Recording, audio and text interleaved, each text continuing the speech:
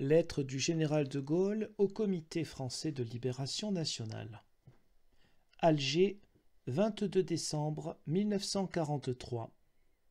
Monsieur le commissaire, comme suite à ma lettre circulaire du 3 novembre, je vous prie de bien vouloir me faire parvenir d'urgence les projets concernant votre administration et se rapportant aux mesures à prendre au moment de l'arrivée en France. Afin de faciliter l'étude de ces projets, je vous serai obligé de bien vouloir me les adresser conformément aux classifications suivantes. Point numéro 1. Mesures à prendre en matière législative et réglementaire. Il serait nécessaire que vous fassiez procéder, dans les plus brefs délais, à l'examen critique de tous les textes concernant votre département, promulgués à Vichy depuis le 10 juillet 1940.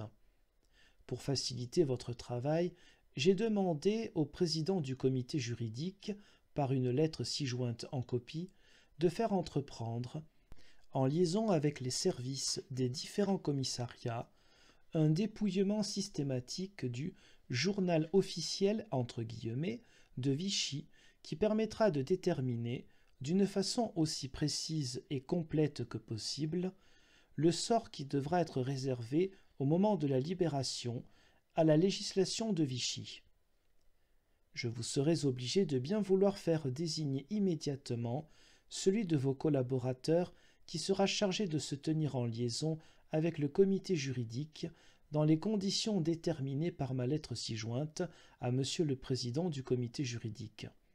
Je vous prie, d'autre part, de bien vouloir, sans attendre les résultats de ce dépouillement, faire préparer par vos services les projets d'ordonnances et décrets destinés à remplacer les textes de Vichy, dont l'annulation ne saurait être mise en doute, ou qui ne pourront être repris qu'avec d'importantes modifications.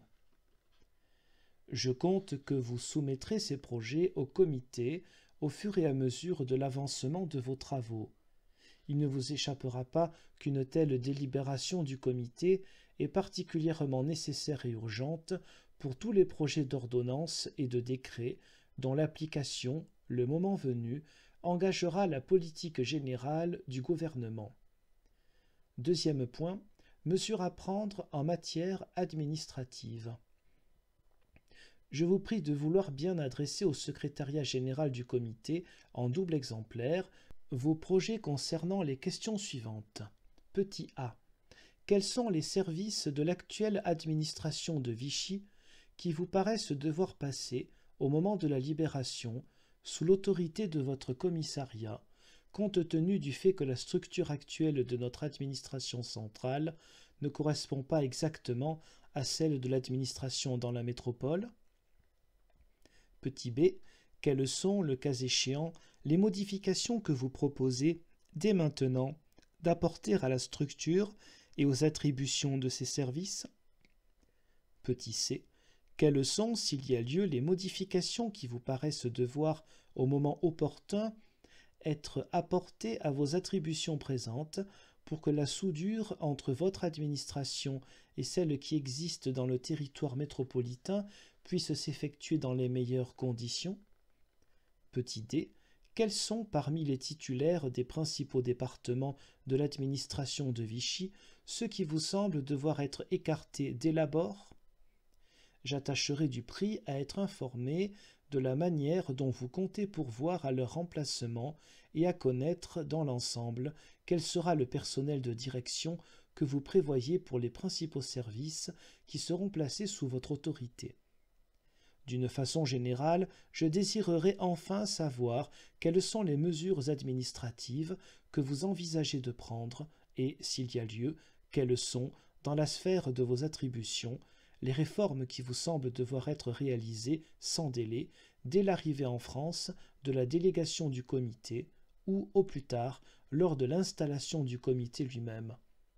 Je serai ainsi à même de soumettre aux délibérations du comité celles de vos propositions qui me paraîtront devoir faire l'objet d'une décision gouvernementale préalable. Point numéro 3. Désignation de délégués.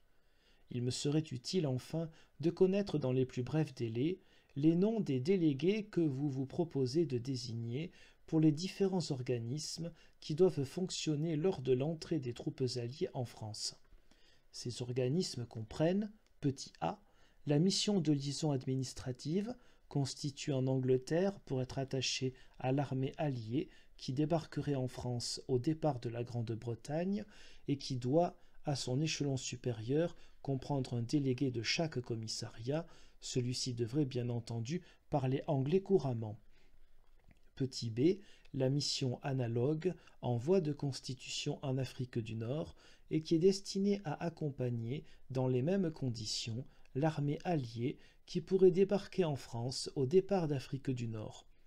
Petit c, la délégation générale du comité dont l'envoi en France est prévu pour assister le commandant en chef des forces alliées et qui, notamment, représenterait l'autorité gouvernementale dans la zone de l'intérieur en attendant que le comité puisse s'installer lui-même sur le territoire métropolitain.